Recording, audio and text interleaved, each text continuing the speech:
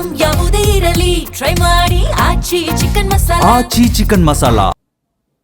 Contract ಆಧಾರದ ಮೇಲೆ ವೈದ್ಯರ ನೇಮಕಕ್ಕೆ ಕ್ರಮ ತೆಗೆದುಕೊಳ್ಳಲಾಗಿದೆ ಅಂತ ಆರೋಗ್ಯ ಸಚಿವ ಯುಟಿ ಖಾದರ್ ತಿಳಿಸಿದ್ದಾರೆ.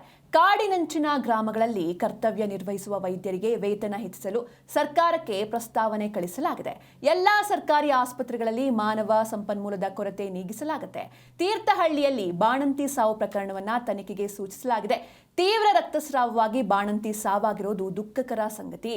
ಶಿವಮೊಗ್ಗದಲ್ಲಿ ನೂತನ ಜಿಲ್ಲಾಸ್ಪತ್ರೆ ನಿರ್ಮಾಣವಾಗಲಿದೆ. ಸ್ಥಳ ಪರಿಶೀಲನೆ ಆದ ಬೆನ್ನಲ್ಲೇ ಆಸ್ಪತ್ರೆ ನಿರ್ಮಾಣ ಕಾರ್ಯ ಶುರುವಾಗುತ್ತೆ ಅಂತ ಆರೋಗ್ಯ ಸಚಿವ ಯುಟಿ ಖಾದರ್ ತಿಳಿಸಿದ್ದಾರೆ. ಇವತ್ತು ಗಡು ಪ್ರದೇಶ ಕಾಡಿನಂಥ ಪ್ರದೇಶದಲ್ಲಿ ಅವರು ಕೆಲಸ ಮಾಡ್ತಾರೆ, ಅವ್ರಿಗೆ ಹೆಚ್ಚುವರಿಯಾಗಿ ಆ ಒಂದು ವೇತನ ಕೂಡ ಜಾಸ್ತಿ ಮಾಡಲಿಕ್ಕೆ ಪ್ರಪೋಸಲ್ ಕಳಿಸಿದ್ದೇವೆ.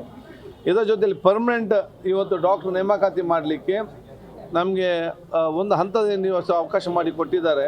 ಅದೆಲ್ಲ ನೇಮಕಾತಿ ಪ್ರಕ್ರಿಯೆಯನ್ನು ಬಹುಶಃ ನಾವು ಪ್ರಾರಂಭ ಮಾಡ್ತೇವೆ. ನಮ್ಮ ಮೊದಲ ಉದ್ದೇಶವೇ ಎಲ್ಲ ಪ್ರಾಥಮಿಕ ಮತ್ತು ತಾಲೂಕು ಆರೋಗ್ಯ ಕೇಂದ್ರ, ಜಿಲ್ಲಾ ಆರೋಗ್ಯ ಕೇಂದ್ರದಲ್ಲಿ ನಮ್ಮ ಮಾನವ ಸಂಬಂಧ ಸಿಬ್ಬಂದಿಗಳು ಯಾರಿದ್ದಾರೆ, doctor, ANM, pharmacist, nurse, lab technician, D group ನೌಕರು ಇದೆಲ್ಲ ಫಿಲ್ ಮಾಡಿ ಮೊದಲ ಆದ್ಯತೆ ಹೆರಿಗೆ ಅದು ರೋಗ ಅಲ್ಲ ಅಂತ ಹೇಳಿದ್ದೇನೆ 5ರಲ್ಲಿ. ಅದಕ್ಕಾಗಿ ಇದರ ಬಗ್ಗೆ ನಾವು ನಮ್ಮ ಜಿಲ್ಲಾ ಮಟ್ಟದಲ್ಲಿ ಕೂಡ ನಾವು ಅದಕ್ಕೆ ಒಂದು ಆಡಿಟ್ ರಿಪೋರ್ಟ್ ನಾವು ತನಿಖೆ ಮಾಡ್ತೇವೆ ಹೇಗೆ ಆಗಿದೆ ಅಂತೇಳಿ. ಮತ್ತೊಂದು ಉನ್ನತ ಮಟ್ಟದ ಅಧಿಕಾರಿಗಳ ಮುಖಾಂತರ ಕೂಡ ಬೆಂಗಳೂರು ಮಾಡಿಸ್ತೇನೆ.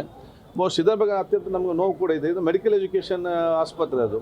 ಇದನ್ನು ನಾನು ಇಲ್ಲಿ ಆದಂಥ ಕೆಲವು ವಿಚಾರಗಳನ್ನು ನಾನು ಮೆಡಿಕಲ್ ಎಜುಕೇಷನ್ ಸಚಿವರಾದ ಶಾನ್ ಪ್ರಕಾಶ್ ಪಾಟೀಲ್ ಅವ್ರ ಗಮನಕ್ಕೆ ಕೂಡ ನಾನು ತರ್ತೇನೆ.